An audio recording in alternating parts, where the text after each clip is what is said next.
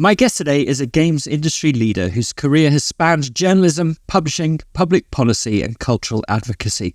He began in 2002 as an editorial assistant at trade paper MCV, quickly rising through the ranks to become editor of Develop and later editor-in-chief of both titles. In 2013, he became publisher of the two brands before moving into a new phase of his career as head of Games London, where he launched the London Games Festival.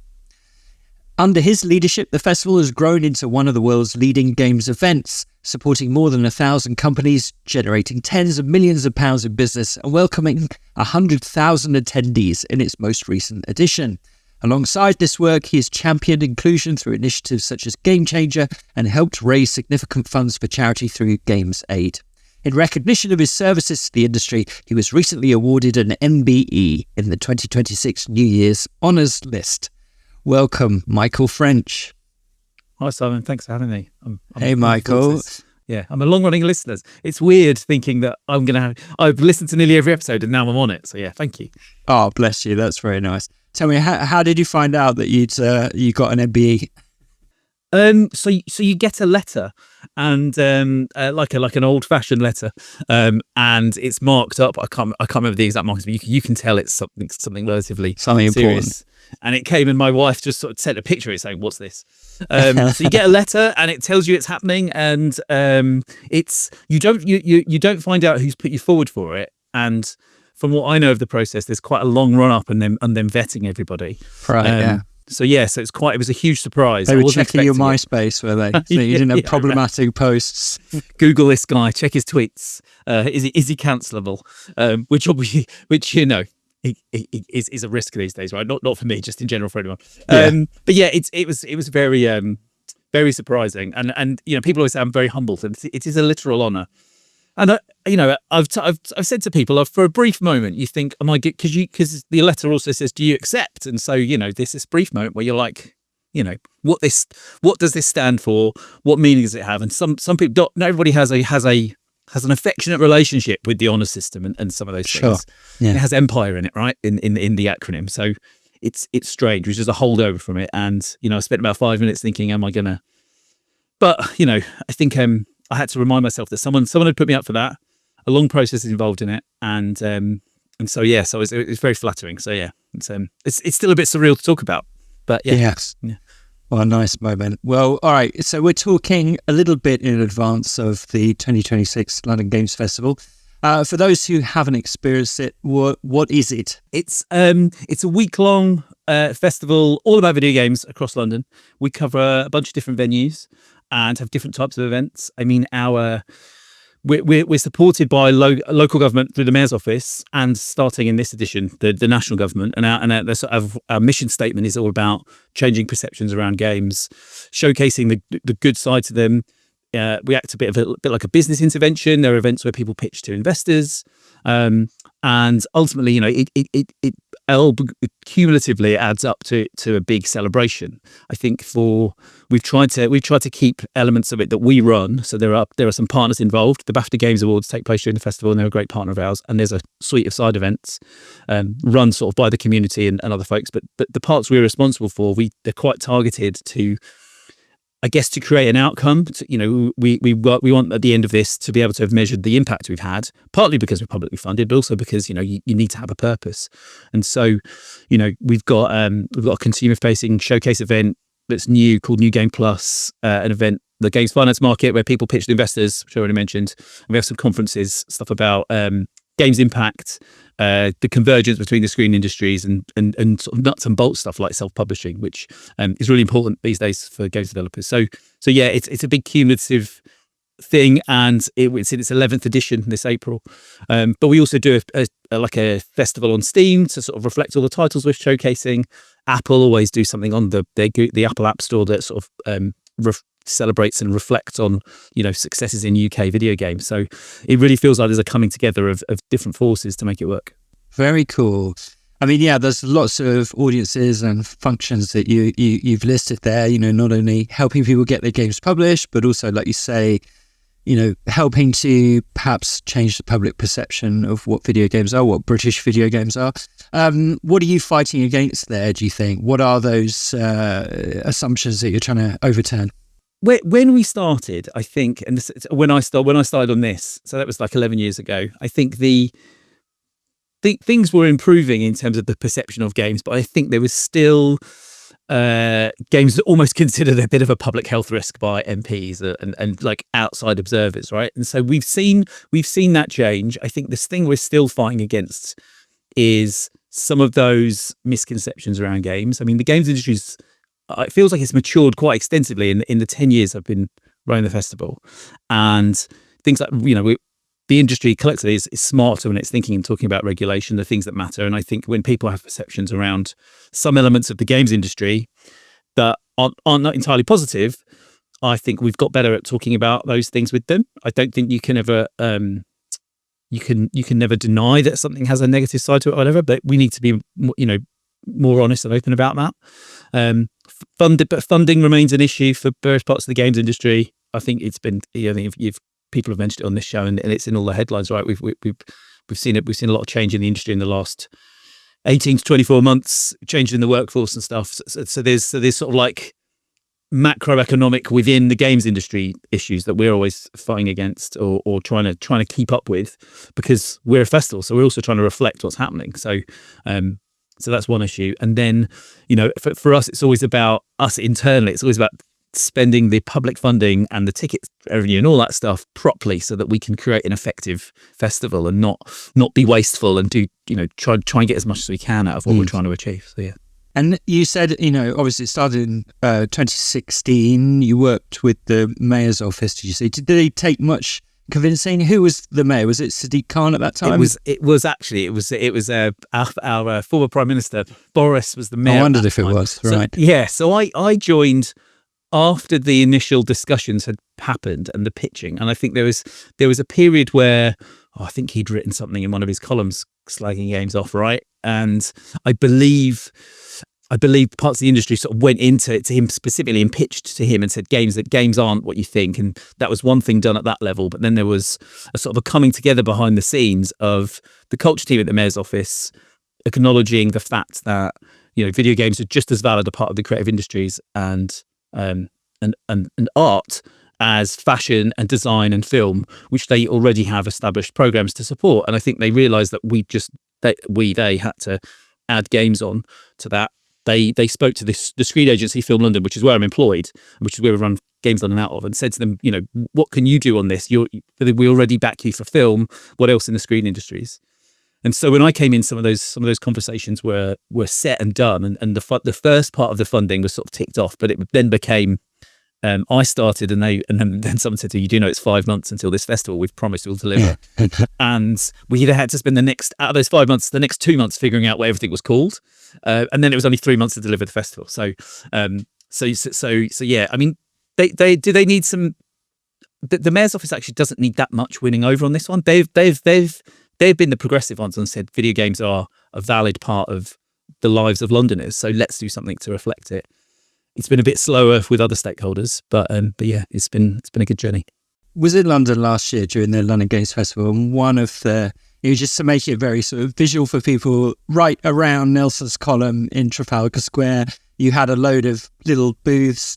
It was almost like a fun fair, but the sort of different stands were themed around video games. So you had like a Space Invaders one, and you would chuck little sort of hacky sacks to knock down the Space Invaders, that kind of thing. Really fun.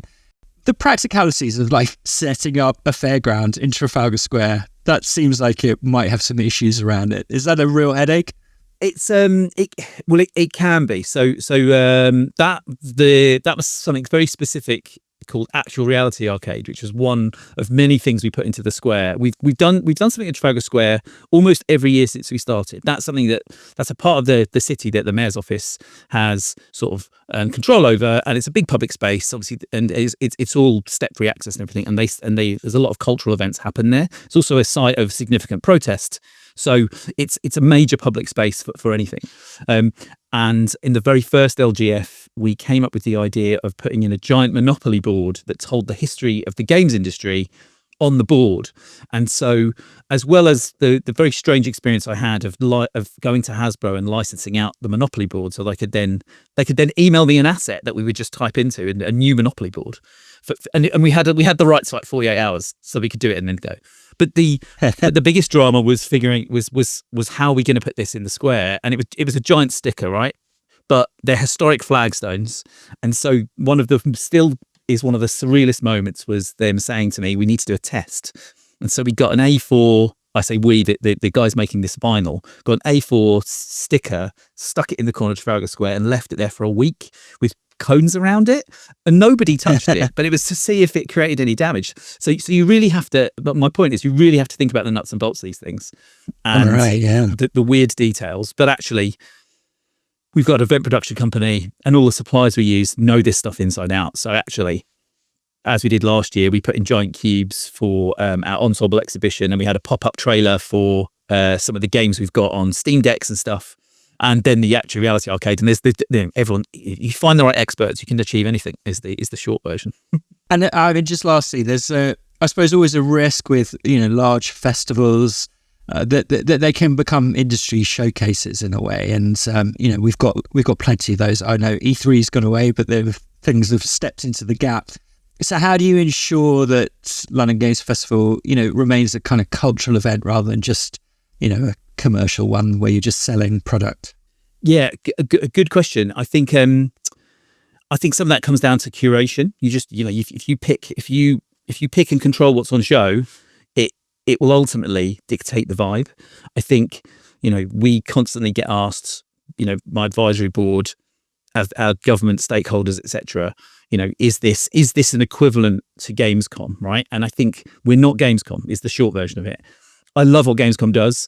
They have, it's a massive thing, like you say, but it's very product showcasey, right? We want to come at it a different angle, and we want to talk about experimental games as well as upcoming games, and we want to be able to create a platform where Londoners and people from across the country, actually, because as of last year, 2/3 of our audience actually from outside London, can come along and find something new, celebrate games, learn about games, and be educated by it. I think the showcases are very targeted at often us as professionals or people that are really in deep already that perhaps aren't necessarily our primary audience at LGF. And London's such a vast tapestry to do something against. Lots of landmarks, lots of cultural institutions, many of which are trying to get more into games that we've spoken to over the years. That it just it adds up to something that's a totally different flavour. But we do still have we have like a through line of business to business events and activity where people that go to those other showcases sort of can come along and get the same vibe. But it's just one part of what we're trying to deliver. Very cool. Thank you, Mark, for explaining all of that. All right, we better come to the premise of the podcast. I've asked you to pick the 5 video games you'd like to put on your ideal fictional games machine. 4 of your games have never been picked before, but they're all sort of well-known and classics, I would say. So very excited for this. For your first one, we're going back to October 1990. Michael, what's the game? Why'd you love it? The first game is The Secret of Monkey Island.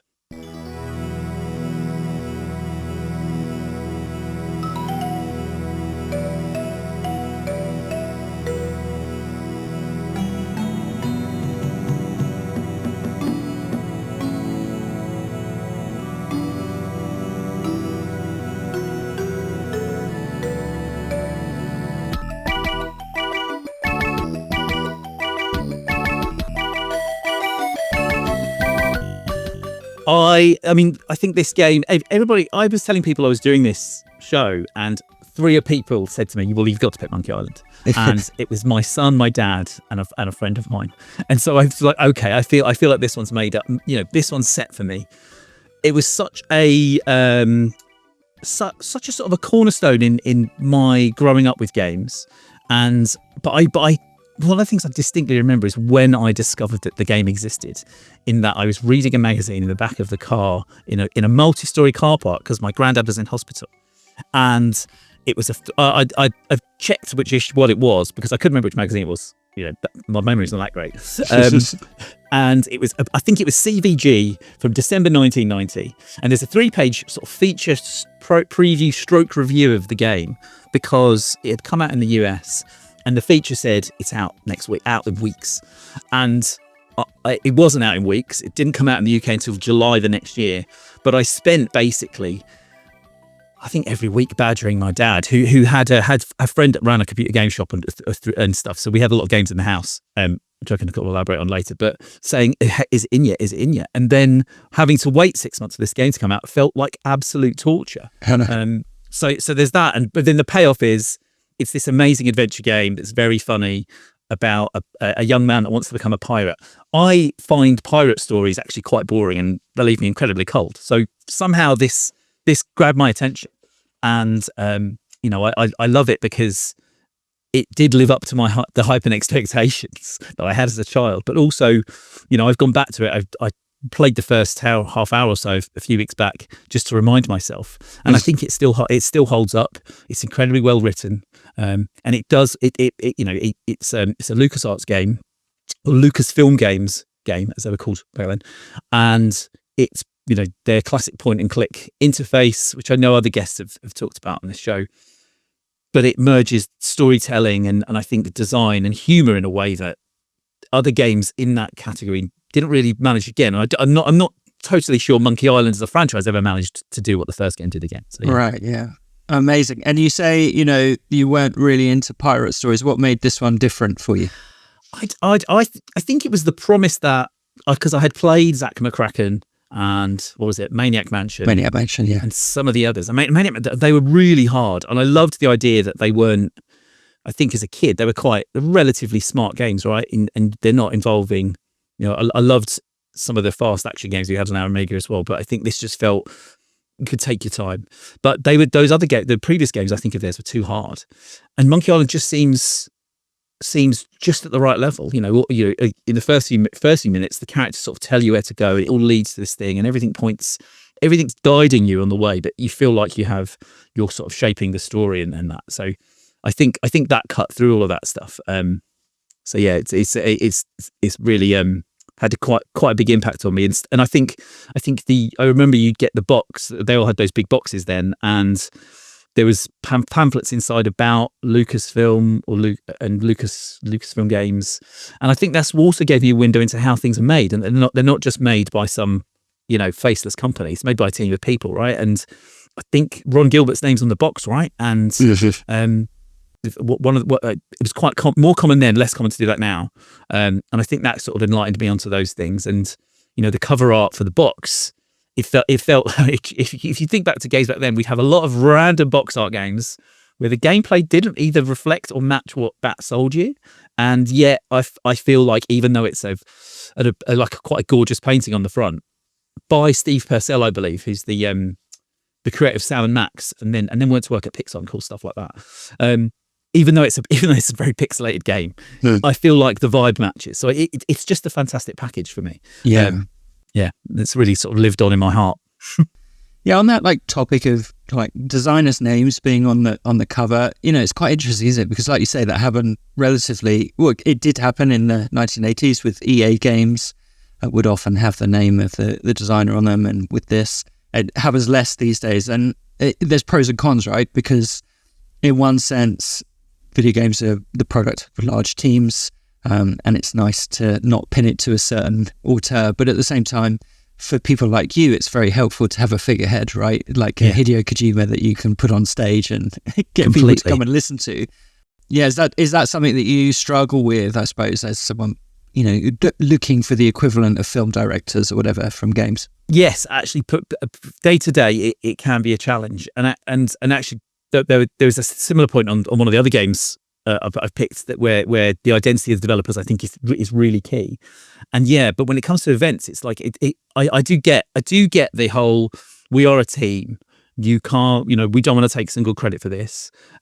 When I was a trade journalist writing about development, I did a big piece on Rockstar, and it took a long time for them to feel comfortable to credit individuals in a visit to a studio and talking to a human, and I want the human's name, and and even that was a challenge. But I actually get the sort of the not hiding behind using a brand as an identity, but when you're running an event and you want to get other humans excited and hear from the person whose brain thought up the thing. And sometimes it's really hard to get that in, and then it becomes you're sort of stuck in this point of there's people in a leadership position who will do select opportunities, and people under that who don't get to get any of those opportunities, even though they may have been a key writer or a key designer or something. So yeah, so it is a challenge in games, and it's one of those things I have to sort of explain to my colleagues in film, that it's not all, in an industry like theirs where it's all very freelance focused and gig based. The gigs really matter, so the credits matter, whereas the games industry is still on this journey of understanding those credits, and we're much better at it.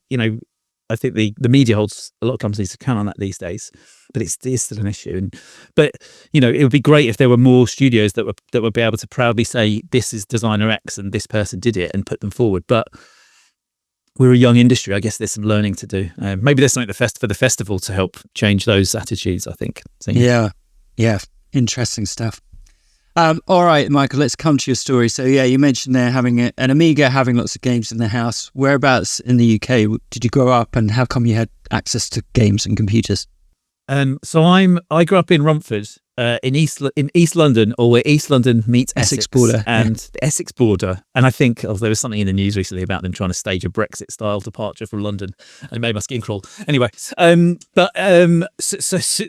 yes, so the depths of East London, or very East Essex, and I think we had games in the house as far as I can remember. I remember my dad had a VIC-20, and I must have been only a couple of years old, and he said, "Look, this is a Star Wars game," and there was a white block and a black block, and I think. I'm not sure it even was a Star Wars game, to be honest with you. I don't want to break his heart, but I think it was some sort of copy game. But he was the person bringing them into the house a lot, and so he had one of those. He had one of those Spectrums with the weird little tape cartridges, not the ZX Spectrum. And then I think at some point, it must have been 88 or so, he got an Amiga. I remember we'd visited a computer shop in a town in Hornchurch nearby regularly, because he'd worked next door. He was an estate agent.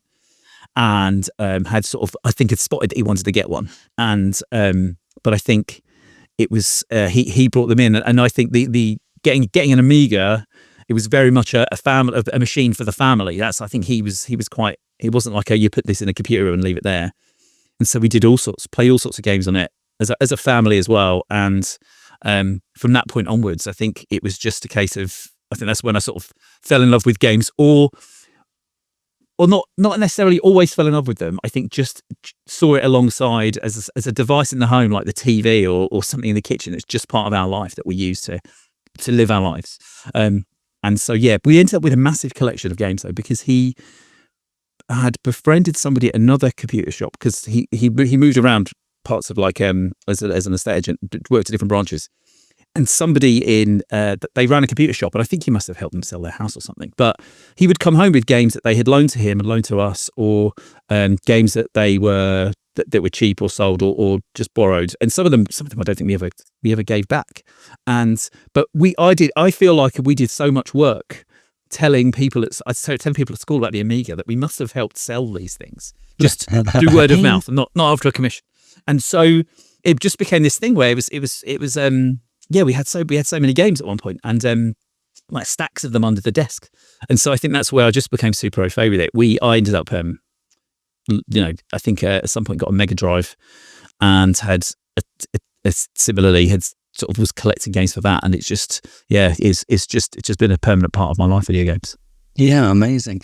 And did you find yourself drawn to computer science or anything like that? Were you interested in making games at all when you were around all these computers? We had shoot 'em up construction kit on the Amiga, which I could not understand. I liked playing the demo games that came with that, but I couldn't. I did the bitmap editor, and that was a bit. I'm much more. I'm less computer science. I'm more humanities than computer science. Sure. and technology stuff. So yeah, I think I just naturally went the other direction, much like playing them and thinking about them and admiring them than ever want to make one. Yeah. And what were you like at school? I guess, you've got, maybe you had lots of friends who wanted to come around and see your video game collection. Yes.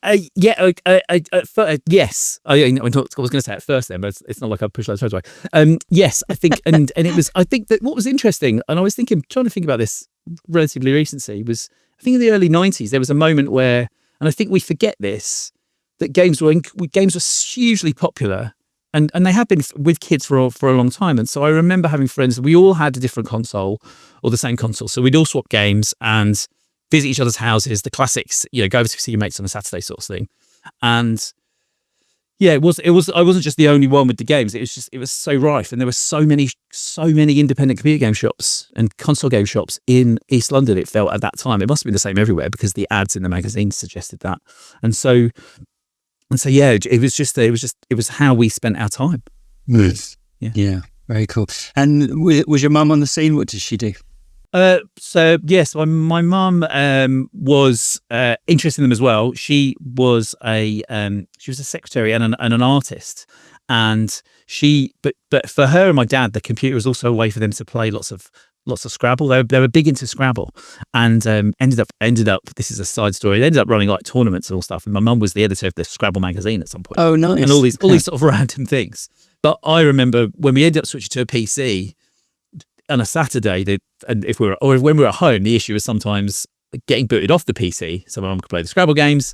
And there's a period where I wasn't really playing games as much as a teenager. I was quite heavily online, and the internet was new. And the debate was always about who's using the machine and stuff. So I think we all made good use of the technology we had at home. So, yeah, it sounds like everyone. I mean, the common story of that era is your parents saying, "Get off the computer," not so I can have a go. Yeah, because they wanted to go outside. But when we had the Amiga early on, I remember my mum and dad would go to play badminton with some friends of theirs. But the key bit was that they would then come back to the house and they'd play. We'd all sort of play something. My mum might not play so much, but we remember where we were talking about her recently. She passed away earlier this year, and we were talking about how she really liked the game Paperboy. She was really good at it. And but I remember that having the computer games was the fun thing to do after the sporting activity, and playing stuff like the RoboCop tie-in game, like as a group, and playing a level each and stuff. So yeah. It's not a common story in the sense that my dad was the guy bringing them in, but not that uncommon given the way we all enjoyed them and it wasn't like besmirched at home or anything. That's lovely. What a lovely setting picture you painted for us there. All right, then let's come to your second game, Michael. So we're going to 2003 for this one. It was initially, I believe, a Game Boy game. Tell us, what is it? This game is Made in Wario, or WarioWare Inc. Mega Micro Games.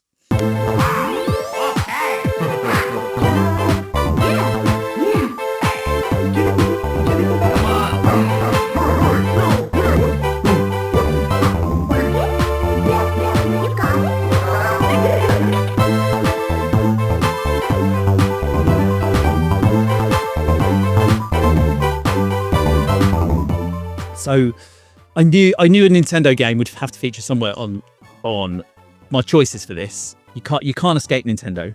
And I mean, you talk about consoles and a perfect console. Who's the perfect console maker? It's Nintendo. But this game, I think that this game is I would go to bat and say this is probably one of the best games I've ever made. And I think the franchise itself, the series, has never done what the first game did in its freshness, but I love the fact that they often use it as R&D. So when there's a WarioWare game coming out, it's because they've got a new device with a new interface, and they're basically telling a bunch of guys, "Can you just see how this works?" That's really interesting. Yeah, just explain how it works for anyone who doesn't know the game. Yeah, it's it's a series of very short, like 5-6 second micro games, and a prompt appears, and you have to do what the prompt says, and they're very simple one-button games. And sometimes it's things like it says scrub, and you have to wash something, or jump, and you make someone jump. There's one that says dance, and you choose some dance moves, or move, or cut, you slice some steak. And they're all of different art styles as well. So it's not just the classic Nintendo cartoony look, because it's inspired by Wario, the anti-Mario. It actually has this amazing license to sort of create a sort of a visual look of its own. One of my favourite ones is the one where I think the prompt is sniff, and there's a woman crying with a massive bogey hanging out of her nose, and you tap it to make her sniff up. And it's that kind of weird, slightly weird, very un-Nintendo actually. Yeah. There's no Mario, there's no Link in this. There's quite a lot of toilet humour. There's an entire set of levels set in a toilet, I think, and with jokes about. There's one because so I did replayed this one quite a lot in the last few weeks, to remind myself. But this one where they've got a Japanese toilet bidet spray thing that moves back and forward, and you make it spray. And I just sat there thinking, hang on a minute, the Nintendo we know now probably would never say yes to this. Right, it would just be off the table. And yet somehow in 2002, 2003, bunch of designers at Nintendo thought this is funny for like 3 seconds, and it is funny. And they're so short enough that the jokes never outstay their welcome. Like you say, it's typically one button, but it's also a one-word instruction. So you get it like dance or whatever, or catch. I remember you just have a tiny amount of time to figure out what the micro game's going to be, and in that one, I think you see a toaster, and you basically the toast pops up, and you have to press the button in order to grab it. It's that kind of thing, isn't it? Yeah. There's another one like with a dropping stick that you catch. The same thing, and it's like sometimes the design prompt is similar, so you're learning as you go. So it's also a really good metaphor for the way Nintendo designs its games, right? Where you go through those little loops. But I just love how varied it is, and because every time you sit down to play it, and there are a set of levels to it. The story is that Wario has seen how popular the GBA is and wants his own game, and so he starts his own software company and gets his mates to make his games, and you're sort of playing through them. So that's how you progress through, and each character has a different theme, and one of them is like a Nintendo fanboy, and so all of his games are themed around sort of Nintendo ephemera and classic things from their long history. So good. And it strikes me that, I mean, I was lucky enough to go to the Nintendo Museum last year, and I think WarioWare is a better museum of Nintendo stuff than the physical location. Right. So it's I think there's so much about the game that you could talk about for hours and hours and hours. I remember reading in Edge, I think maybe Margaret Robertson, the former editor of Edge, went to Nintendo and I think she was writing about how they designed WarioWare, and their system was you had to be able to put your idea on a post-it note, like a little drawer, and then they would paste all these post-it notes to a wall and then build the game from that, which is just such a sort of economy of design, isn't it? It speaks to. Yeah, and going to game studios and seeing rows of post-it notes isn't that uncommon, but going to one and seeing a game on a post-it note is a whole other level, right? Yeah. And I think you can still find pictures of those online, I think, and really? there's still an active the WarioWare Japanese website that they set up when the game first came out is still on Nintendo's website. You can still look at it, and it has that in it and some other weird slice of history. So and I think the team that made it, if I'm remembering correctly, and this was stuff we learned in the years since. They were they just not drifted around. They'd been on lots of other projects, and they pulled something from an N64 game as the basis for this. And again, it just speaks to that spirit of how they run as a team. And given what we were saying about team identities, it's one of those funny things where I know this is probably my favorite Nintendo game, and I do know some of the names of the designers only because one of them recently retired, and so it made headlines. But I guess they're sort of lost in the crowd, right, of the Nintendo juggernaut. So yeah.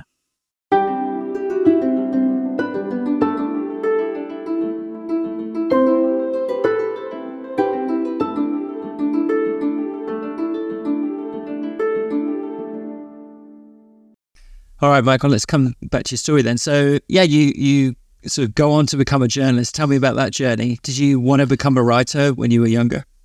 I did. I think I wanted to really work in. At one point, I really wanted to be a film director, and to the point where I had the prospectus for the London Film School.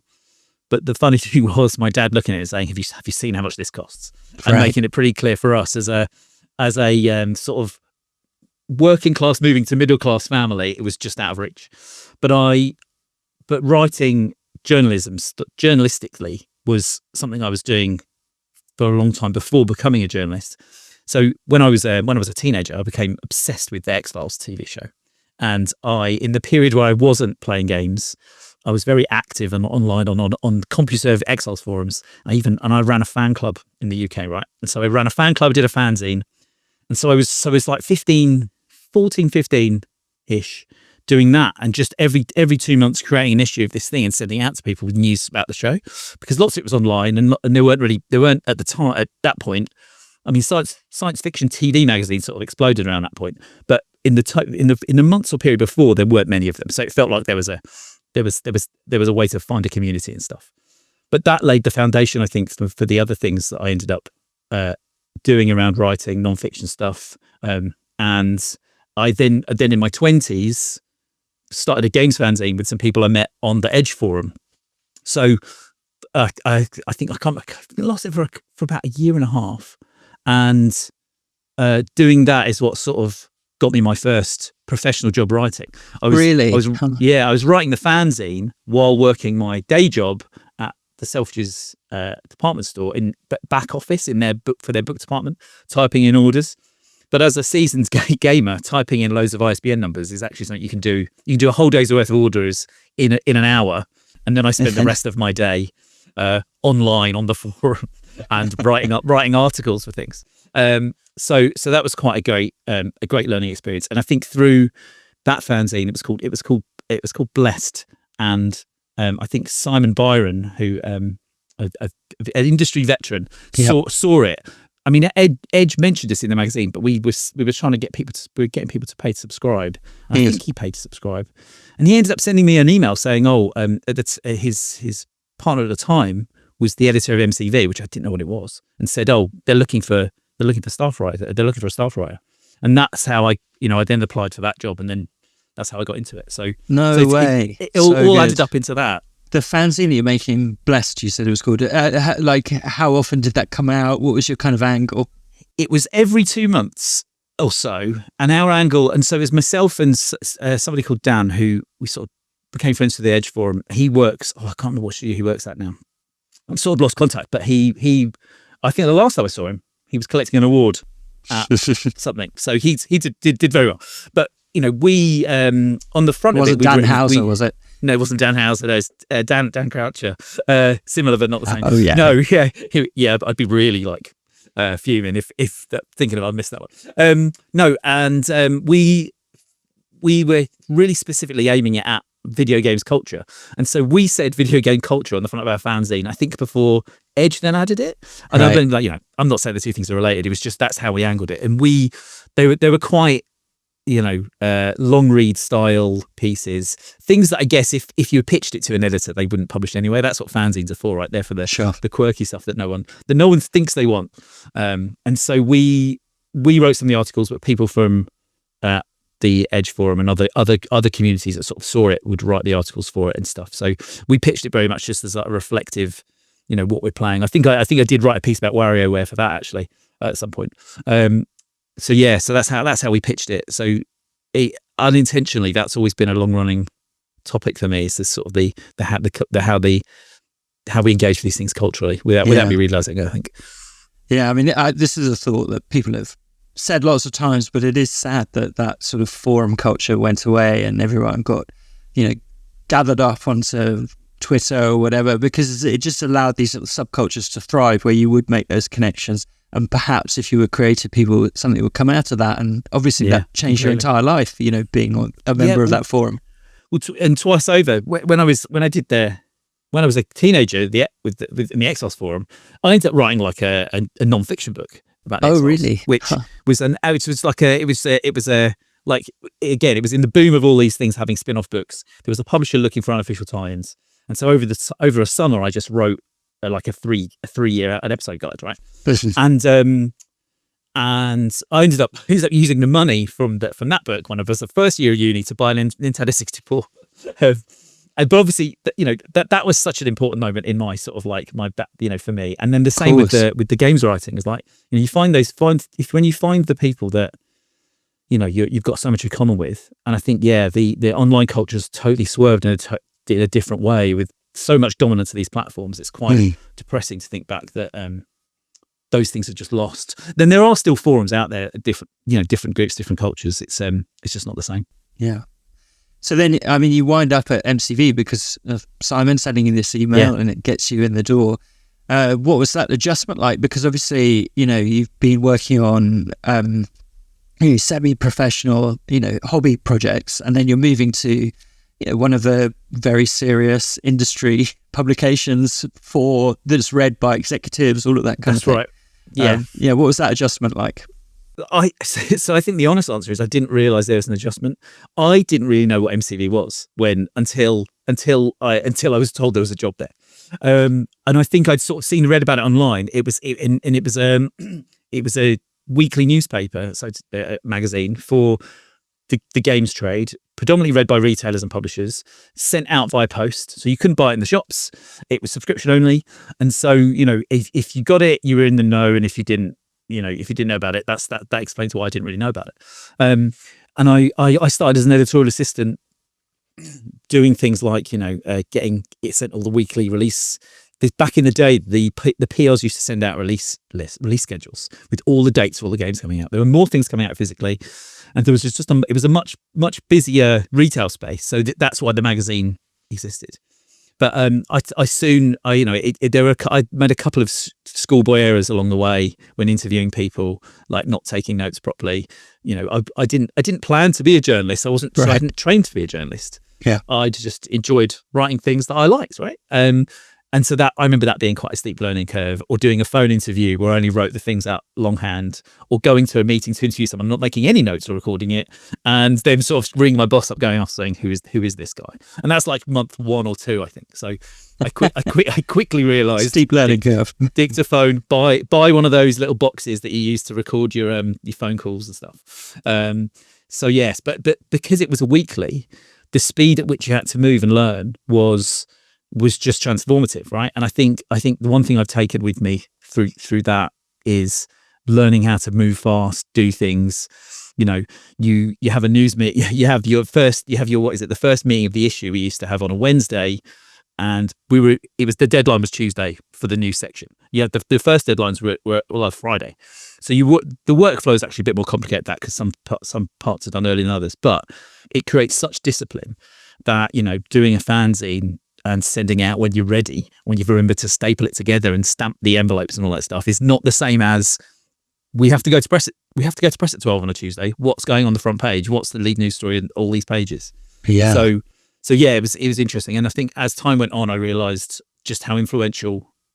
Well, I think in the first few months, I then realized, wow, MCV's like read by everyone. And it was both a smaller and I guess sometimes felt like a bigger industry in the UK, because everybody read the same thing, and the news sources there was a shorter list of them. But I realized in those, I started in, October, and in my first week was one of the golden joysticks. So I had this really weird week of starting on a Monday, and by Friday being absolutely hammered at an industry event, thinking in a tuxedo, what is this? Yeah, what is this cult? What is this industry I've been sucked into?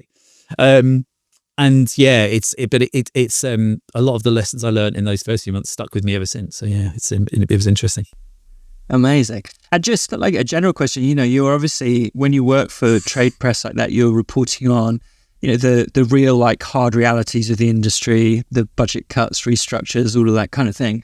Do you think that side of the industry is underreported by comparison to 20 years ago? I think so in to some extent, right? I think the trade press, or what the trade press used to be, and I sort of hate sounding like I'm the expert on this, because the founder of MCV and the managing director, Stuart Dinsey, who sort of hired me, was in this a long time before me, and so has a lot more insight into this. But from what I've seen of other trade magazines in other sectors, they look at a sort of slightly lower level, a slightly more unexciting level, but they are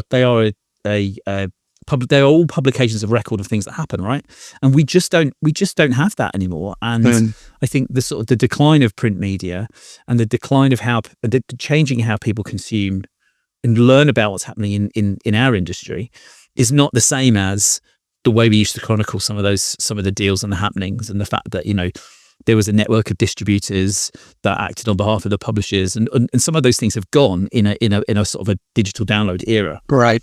But reporting on them was intrinsic, because that was how the business happened, and it's how our industry sort of set some of its rules on budgets and royalties and things. And yeah, it's gone in some ways. I mean, I think there's some interesting new wave of newsletters and sort of online shows that cover the industry are doing a good job, I think, in resurfacing some of those granular things.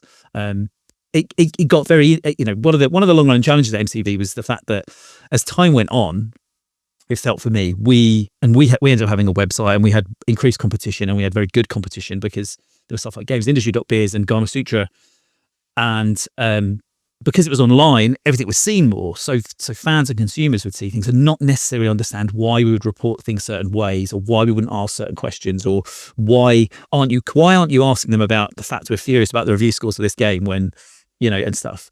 And that made all the games companies less cooperative with us in terms of editorial and less able to say things. So we have as an entire industry ended up at a point where games companies are less willing to just do things publicly and say things publicly because of the online outrage variable. And I think we saw that changing internally and sort of happened with us before it then became so commonplace. All right, Michael, we better come to your third game.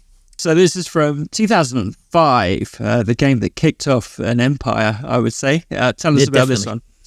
This game is Lego Star Wars.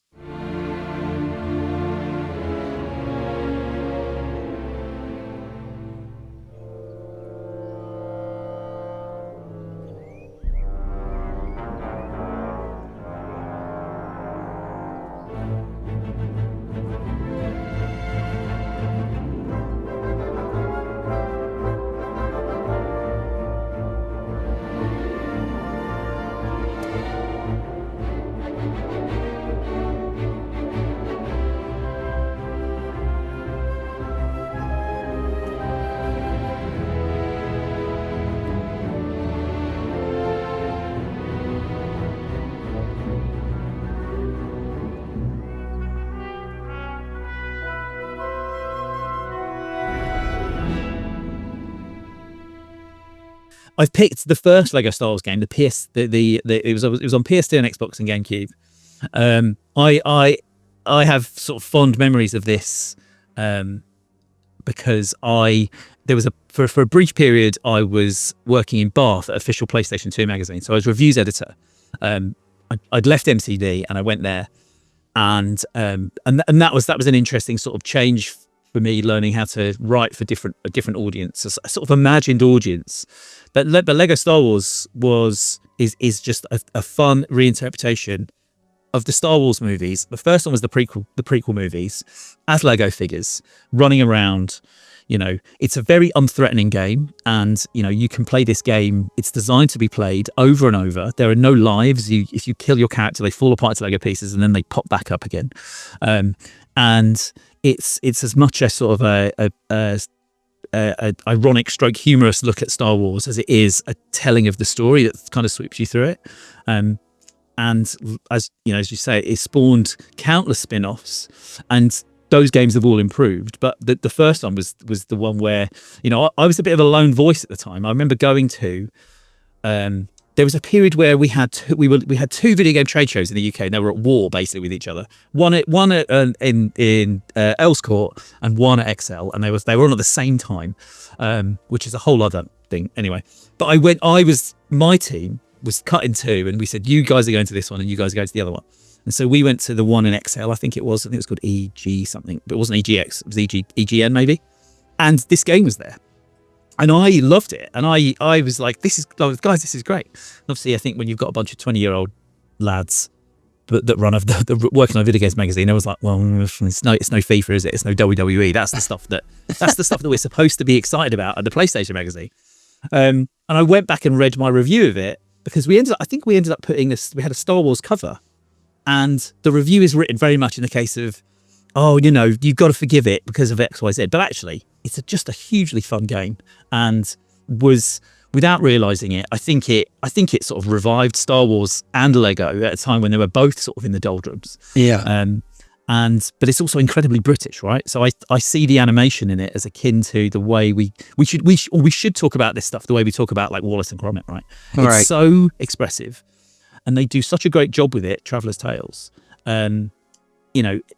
Star Wars is American, Lego is Danish, but I don't think an American or a Dane could make the Lego Star Wars video game. It can only great really observation, be made here.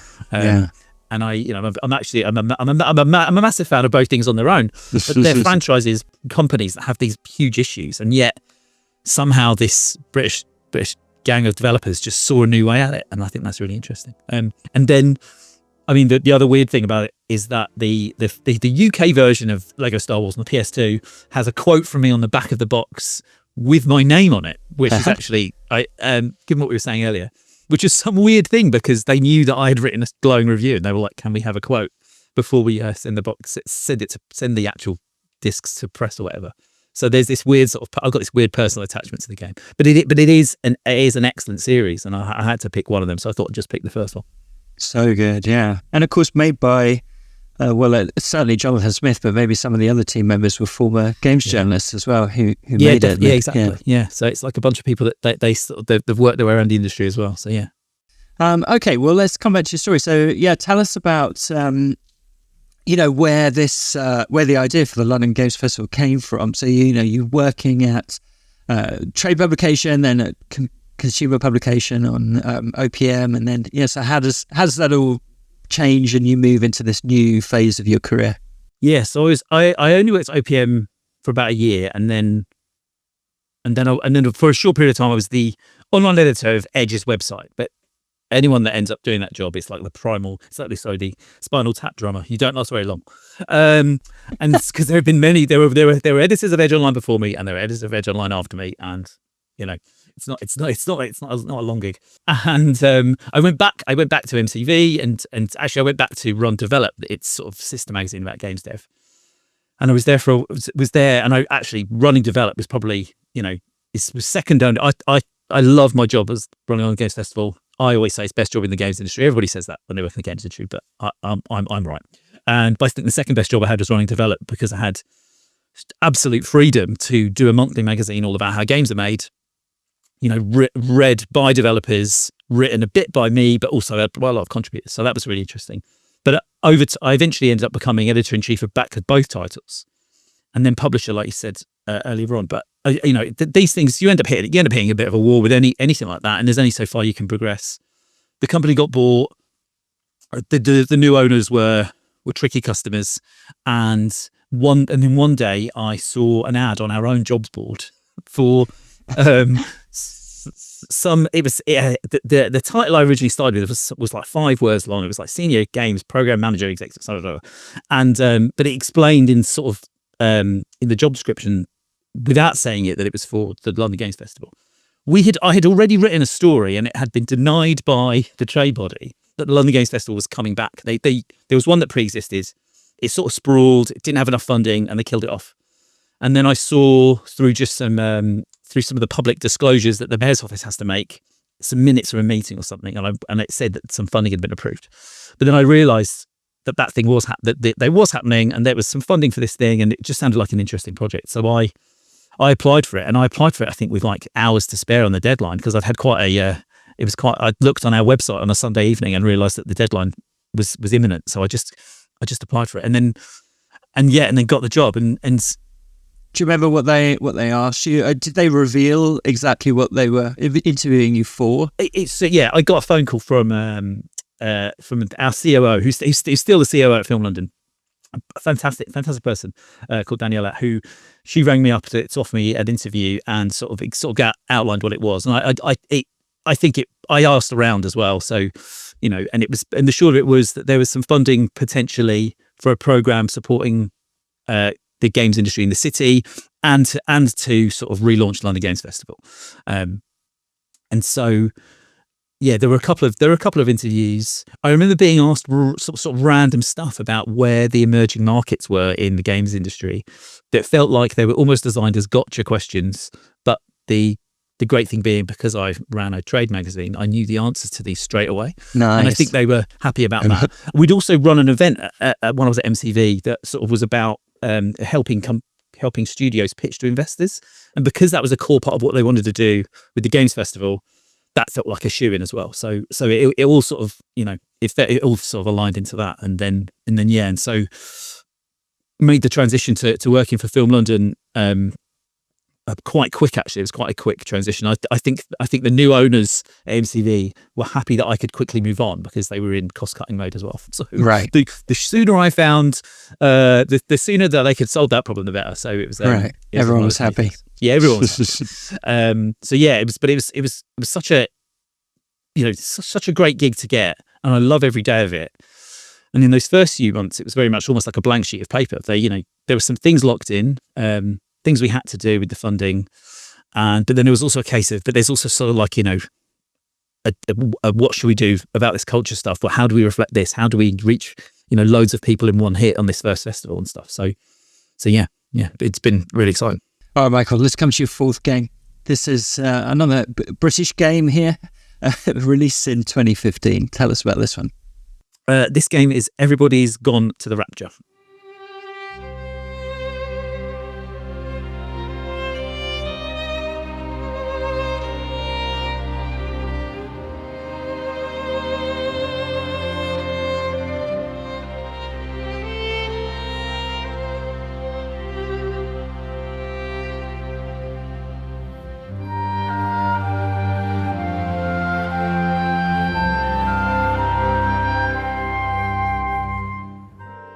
I picked this one in a huge part due to the soundtrack, right? I think the soundtrack alone is like a work of art, and they won a BAFTA to prove it, right? So Jessica I'm not alone Curry, in thinking right? that. Jessica Curry, yeah.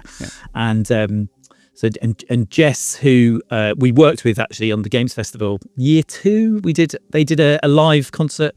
So I know her quite well. But Everybody's Gone to the Rapture tells the story of basically mankind's final moments through a catastrophe in the 1980s, right? So it's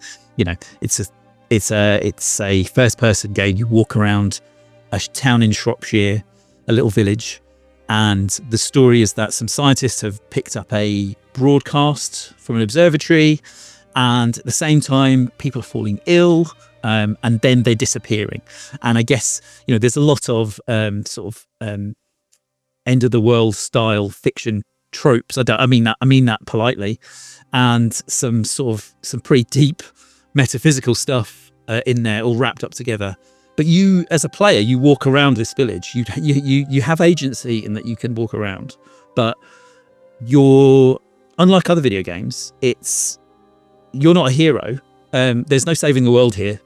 The catastrophe has happened, right? And you are now just walking around, reliving the moments that led up to it, listening in on conversations of people. From sort of low level, the vicars wandering around worrying and panicking, to the someone that runs one of the shops has disappeared, or there's a young couple in it played by I've realised Jonathan Bailey, superstar Jonathan Bailey, and somebody from Slow Horses. There's all these little vignettes, right? And so it's just interesting. And I remember I played it it came out in 2015, like weeks before I started the job, and so. It really sort of opened my eyes on what a game can do in terms of emotional storytelling and touch some relatively sophisticated themes, I think, that other games might avoid. But just to add and explain how some of the mechanics work, like I say, you walk around, and because this event has happened, which I don't want to dwell on too much because it's sort of a spoiler in case anyone plays it, but you see these sort of singularities of light bopping around, and when you move your controller, because it's a PlayStation game, but I think it came out on PC, but I've only played it on PlayStation, you sort of use the motion controller to move these lights things around, and then when you hit the right thing, it explodes, and you see sort of ephemeral shapes of all the people. So there's no character animation in it. It's all environment and voice. You see the shapes, the outlines of people, but that's it. So it's all very sort of light touch in some ways, and makes you find some meaning and see things where you might not see them and stuff. So it's interesting. But I think the short way to describe it is it's a walking simulator, which was the incredibly derogatory term that everybody had for this sort of game. And there's a few others like it. But I felt, and in that sort of sub genre, there's Gone Home, which I don't know if anybody else on the show's mentioned, but I find that too earnest. It's sort of too, there's something about it that just doesn't chime with me. And then what are there's some others in that Dear category. Esther was the one by this team. by the same team. And actually, this is a sort of genre they've perfected. Yeah. I haven't played the one set on the oil rig from last year. Yes. That has a bit more action in it, I believe. But yeah, it's a funny one. I would refer to this a lot when I was in those sort of early parts of the Games Festival, meeting people outside of games that were sort of like, oh yeah, games are big now. You know, what's your job? Why are you doing this? Because it's another way to describe it. It's a bit like an interactive version of the Archers. Some of the stuff that you see and hear, this very local, these accents, these Shropshire accents, very rustic, isn't it? Yeah, it's incredibly rustic, right? And so, and some of it's beautiful. So it's this amazingly rendered, fictitious part of the UK. 2015, I suppose, is this period where they'd made Dear Esther, which was very pretty, but also indie, low budget, and it's that time, I suppose, in the mid 2010s when indie studios are starting to have enough funding and the tools to really make things that feel a bit more luxurious. So it's those, in inverted commas, simple mechanics, but with a very luxurious looking world, right?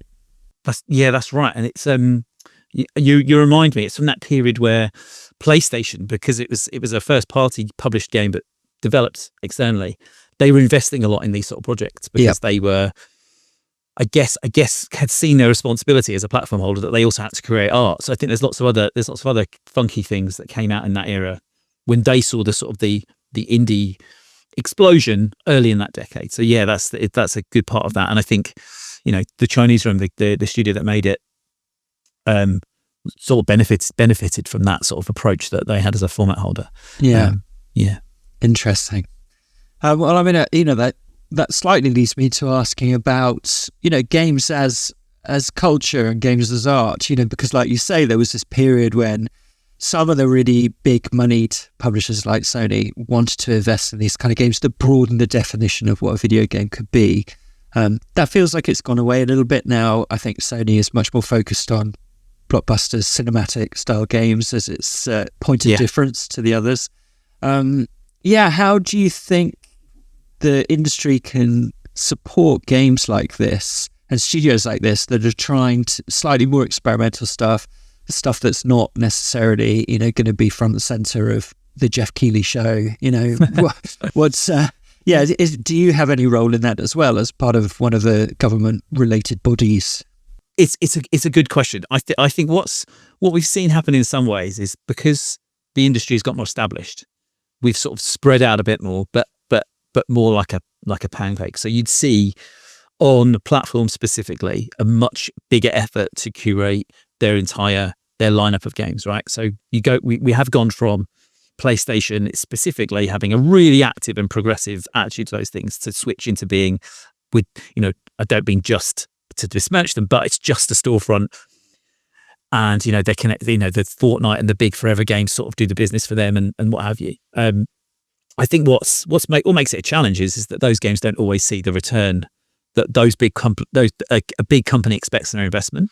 And have we reconciled the fact that sometimes art for art's sake is incredibly valid and we should do it in games all the time because we're constantly under sort of threat or the chance of criticism as a new art form. And I don't necessarily know if whoever's running a spreadsheet at an Xbox or a PlayStation or even one of the big publishers can justify taking that risk. And I think I can understand that thinking. But I think cultural patronage is something we should talk much more about in our sector in general, because, you know, there are projects that don't happen that should happen or have lived and died on their lack of funding. You know, we until last year there was a key part of the Games Festival was an event called Now Play This, which I think you'd visited, and that was one of the parts of the festival that was already in place when I got there, and was actually fantastic that they had a team of people doing that already, because it was a showcase of experimental games. All of that team talk about the developers as they call them artists. They don't call them developers. It was such a refreshing thing. And I guess maybe that's where, you know, some of our terminology as an industry isn't necessarily helpful to this argument about our cultural relevancy. But that event was part funded by the Arts Council. And we part funded it. But last year, I think they didn't get Arts Council funding again. There's pressure on those institutions to fund less things in London. So, you know, I think we sort of bore the brunt of that. I think it's it's an ongoing thing. I would love to be able to use some of our funding and put it into project funding, but the way the funding works means that we can't do that. It's just the way it works. The UK Games Fund it's been doing a lot of work, funding things at a smaller budget level, but again, they have to work in specific criteria set by the government. I think it's hard to thread the needle of it, and I think at a time when, as we've seen, real changes in audience behaviour means it's also harder to justify just making those things for fun and it being a loss. So yes, it's tricky. I think what we try and do at the festival to solve that is surface these things more. That's why we added in the New Game Plus event, was to showcase new stuff all the time. It's not a showcase in the sense that everybody's getting like a massive booth, but it's a showcase in the sense that we've got almost 100 games and they're all new and they're from a variety of developers from across the world. And some of them it's their passion projects, and some of them it's game 3 on a long running business plan. I think that's where, as curators of that lineup, we have a responsibility. It's just the funding is always funding to underscore the cultural relevancy is always the slightly precarious bit, but having been in this job and then spoken to people in other sectors, it's the same in other creative industries. It's not just a games thing. So yeah, but I suppose I feel like if you look at the film industry, which of course has its own challenges at the moment and is in a tricky period, but we don't necessarily expect Warner Brothers and Paramount to be funding art house movies all the time, but we do have mechanisms of funding bodies, Film 4, Focus Film, or whatever, that are investing in more sort of potentially have the breakout hits. And when you said earlier, well, player habits are changing and maybe people are being drawn to things like Fortnite, Arc Raiders, or whatever, Forever Games, is there not an argument that says, well, that's because that's what is being made for them, and if you have more variety, then people will go and sample those things as well, and it broadens the culture. Yeah, no, you are completely right. I think actually, and in fact, the film comparisons is actually quite apt, because I moving into this job, working at a screen agency for film, you got a lot of grist from games people, but actually they're much better at this stuff in general. And actually, You're right. Warner Brothers won't always be funding art house stuff, but they do support smaller. They support distribution in general. They understand they need a whole variety of things to go through cinema for cinema to feel like a varied experience. And maybe we as a game sector haven't quite cottoned on to the fact that people can play Arc Raiders and Fortnite and all the other live ops games, but they have got time to play other small things that might tickle them and resonate with them emotionally in ways that are different to just a Twitch shoot or whatever. I always go back to saying it's a young industry. It isn't really. It's like 50 years old, right? But so many things that games moves at such a rate. I think we sometimes forget that times when we had it good. Yeah. Yes, indeed. All right. Well, this is a good time to come to your fifth and your final game, which was one of these breakout hits, I think, for a style of game that was not dominant at the time when it came out. So yeah, tell us about this one from 2025. That's right. So my final game is Split Fiction.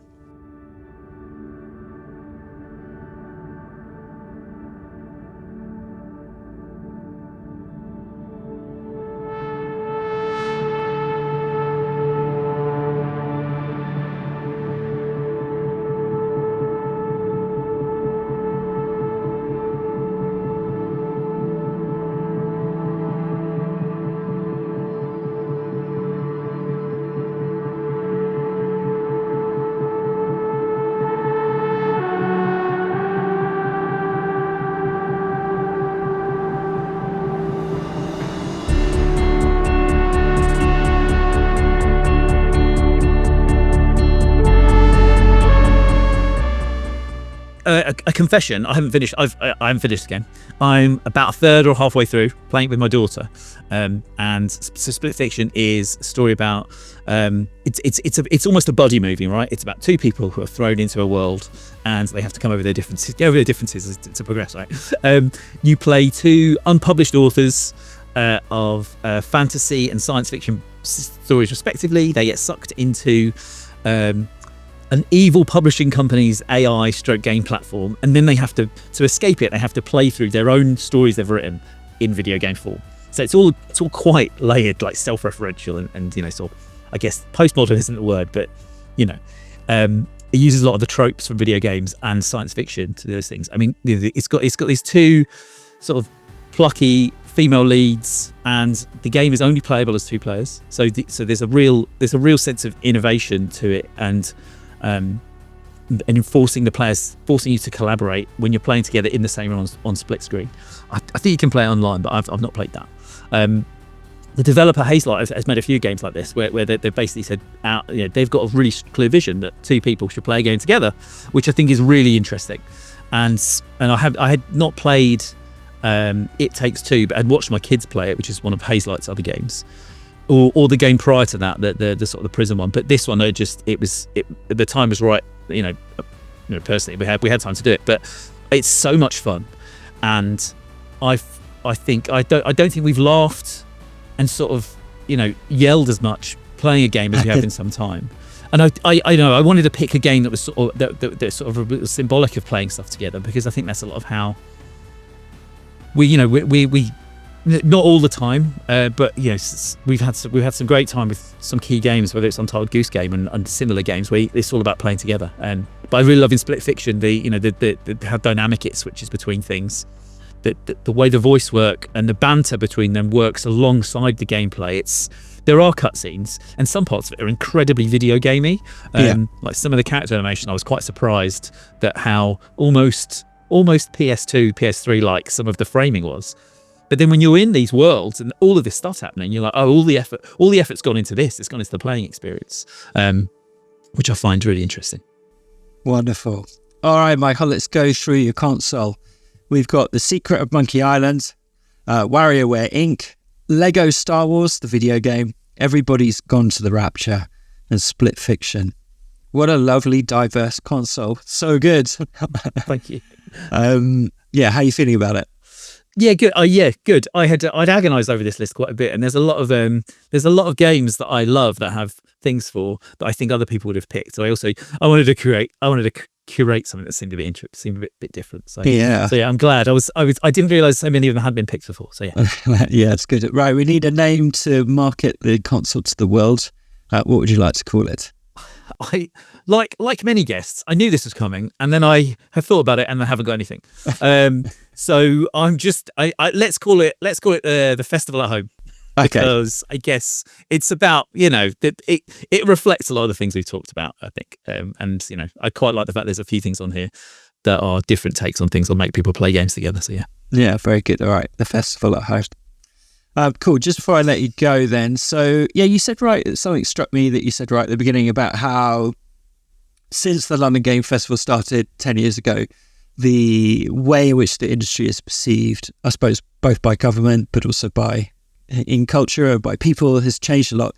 What have you seen has changed?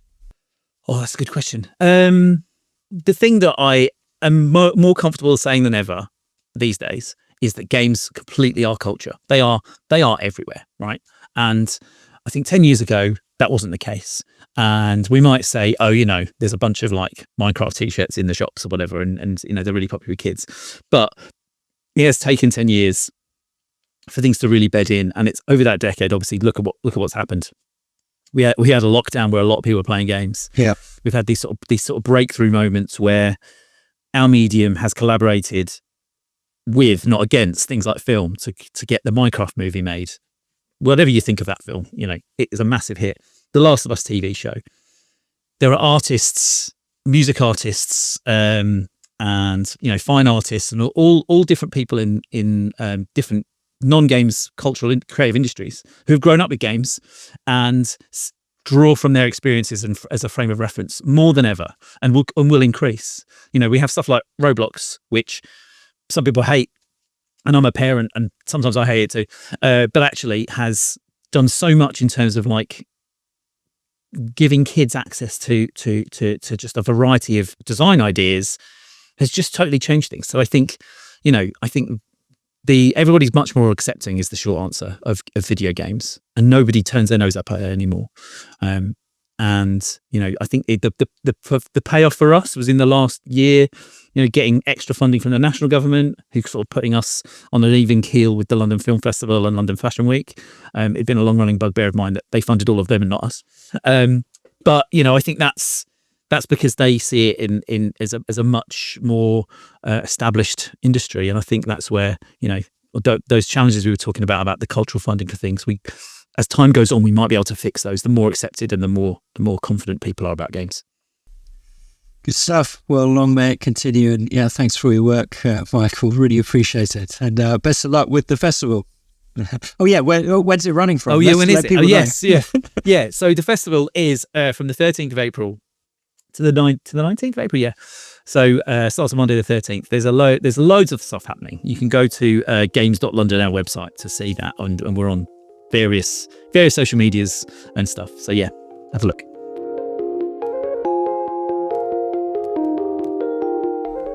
Thank you to my guest, Michael French, MBE. So pleased to have had Michael on the show. I've known Michael for many years in and around the industry, the various places that he's worked for, and seeing him at various events, and of course his time at MCV and at Develop, being very involved front and centre with that, and now at the London Games Festival. So glad to be able to talk to him about his life and career. Most pertinently, of course, it is the London Games Festival starting next week. I think you're listening to this on, I guess, the 6th or the 7th. It begins on April the 13th, so about a week away, and it runs through to April the 19th.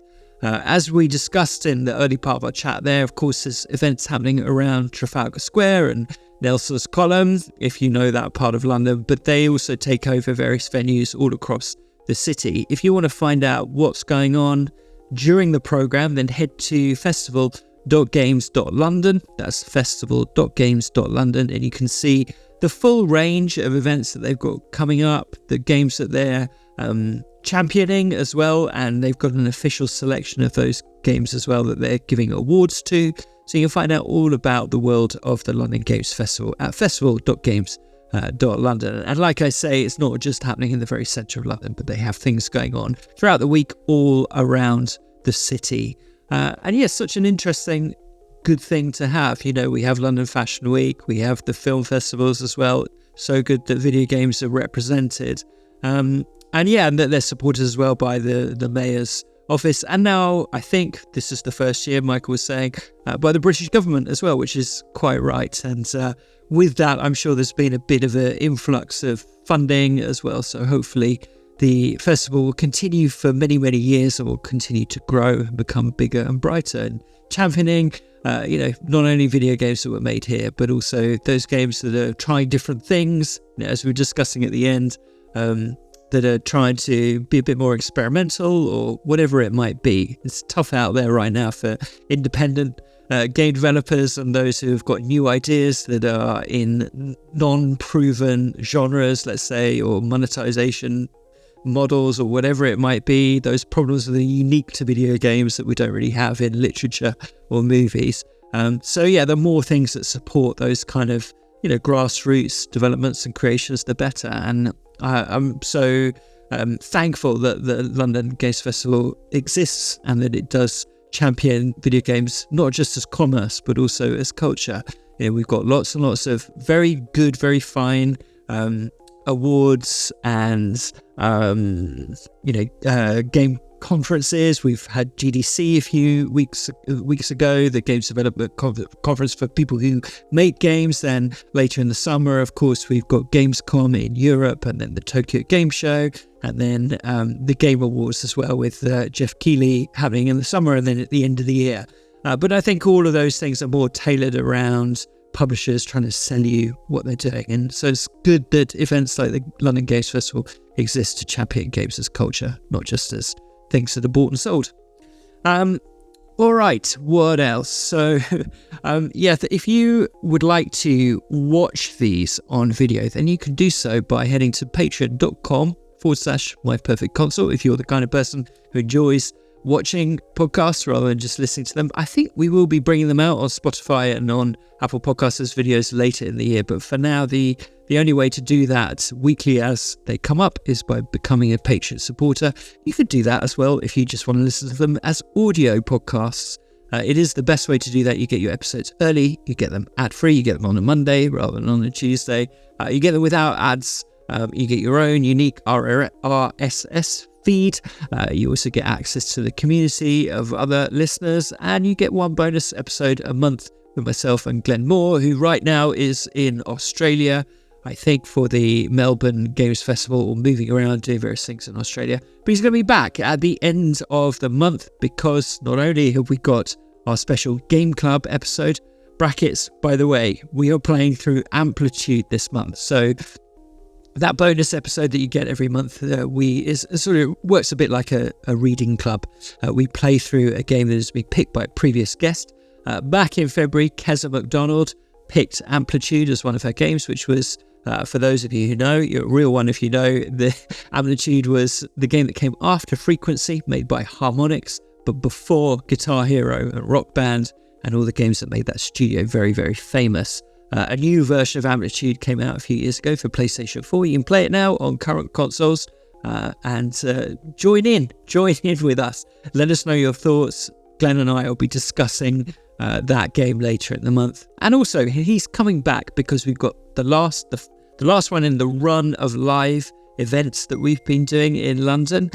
So that is happening at the Pleasance Theatre in Islington. That's one stop away from King's Cross, if you know London. It's an evening which is, we have a team of comedians on stage, and they are playing against members of the audience who are playing as a team as well, in a series of sort of video game challenges that we have overlaid on top of video games themselves. So, for example, win a round of Street Fighter, but every button is light kick.